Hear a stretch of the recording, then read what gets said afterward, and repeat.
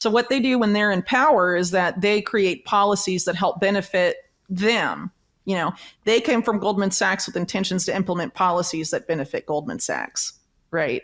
And so generally what happens is that when the private sector wants something, or they've created a big market for something, they've invested lots of money in creating something like the carbon market, and no one's using the carbon market. They are going to then use the public sector to force people to use the carbon market. And so they're trying to do that through the guise of climate emergency, right? And that's not working. So if that's not working, how will they go about and how will they do it?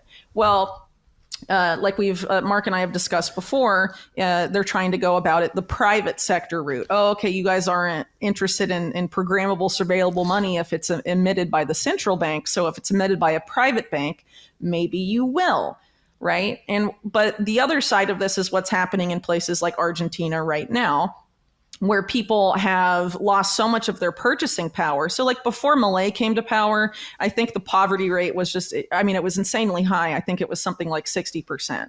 And then Milei came into power and devalued the currency by 50%, which led to a massive loss in purchasing power for Argentinians on top of that. Now Argentinians are so desperate and are being told that they're undergoing quote unquote shock therapy designed by a JP Morgan guy, that they're doing WorldCoin. They're scanning their eyes in the Sam Altman orb for shit coins and a cattle tag, a digital ID. And the idea is to have that be like your access to the internet, and using, these tokens and these stable coins, using Tether, using USDC, whatever supported by Mercado Libre's giant entity, Mercado Pago, which is also integrated with Brazil's biggest crypto exchange, Mercado Bitcoin, and then there's Ripio in the mix, which is partnered with all of these guys too. They're going to control all the rails that stuff runs on. And that's where people are running because their money has been so devalued and they have no alternative. And I think that's ultimately the goal, is to get people on programmable, surveillable money by any means necessary. So if you won't do it because you're like, oh yeah, this is a way I'm going to use JP Morgan coin and beat the Fed CBDC. If you're not going to get suckered into that, then, River's the best place to buy Bitcoin. Go to river.com/TFTC. Sign up today, set up an account, and start stacking sats. Back to Seems like they'll use destabilization and desperation as a way to get people to onboard into the systems that they're creating. They're not just going to spend billions of dollars creating these systems and have no one use them. They're going to try and use either desperation created by public sector policies or by private sector policies, and then have, sort of like 2008. Oh, look, the private banks have destroyed the economy. Now we need the public sector to come in and rein them in, even though Obama's cabinet that was supposed to be doing that was literally chosen by Citigroup, right? They're the ones that are going to come in and they're going to rein these in, and these are the policies and changes that need to be made. But actually, it's the bankers that wrote the changes that need to be made, right? So we're likely going to get set up for something like that, where they're going to try and make like existing money worthless. And if you want your money to be worth anything and maintain any sort of semblance of purchasing power, you have to use financial products X, Y, and Z. And they're all going to be programmable and surveillable, if not by the private sector, by the public sector. And they're all going to be interoperable. They're going to be all these different wallets and digital ID systems that look like they're different companies, but they're all the same, essentially, in terms that they can export all their data to the same central global database.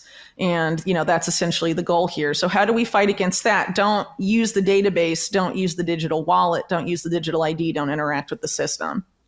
And I think also, I think Bitcoin is obviously very key to their plans, but they need Bitcoin to stay, as Larry Fink said, a technology for asset storage. They refuse to have it be a currency. And actually, Jeffrey Epstein gave an interview about Bitcoin that I didn't know about until maybe a couple months ago when we started researching this. Yep. Oh, yes.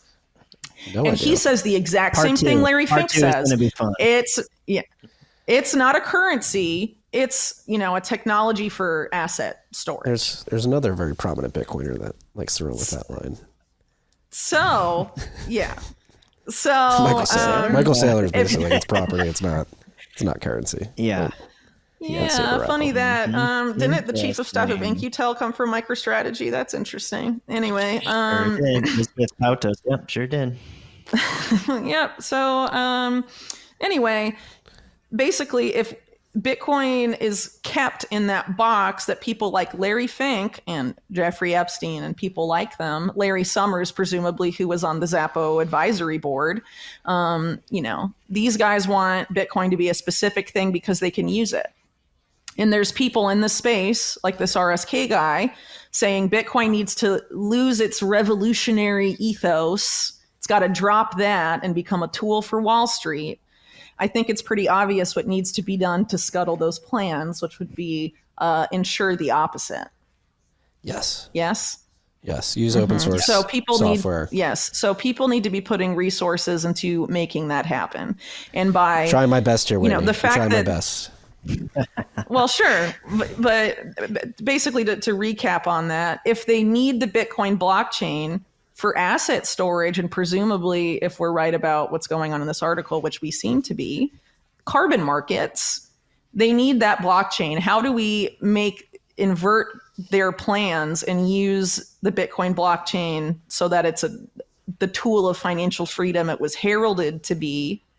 Because they can't get rid of it without scuttling their own plans. No. Right? So how do we... Bitcoin is money. It's not digital property. Use it. It is digital property, but it is money. And it's hard within Bitcoin. There's a lot of hero worship these days. A lot of people getting a lot of pushback. Yes, well, for it's pushing not just back against the Bitcoin. heroes. I mean, it's everywhere. Yeah. And pretty much most of the heroes are bitches for bankers, whether it's in Bitcoin or in politics. I'm sorry, but it's No, Mark, but I'm sure you observed this. Trump is not here to save you. QAnon, while a very fun time, we all had a great time looking at it.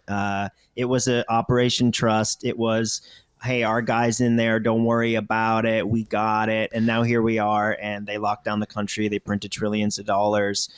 They pushed big pharma products. I mean, none of these people are going to jail.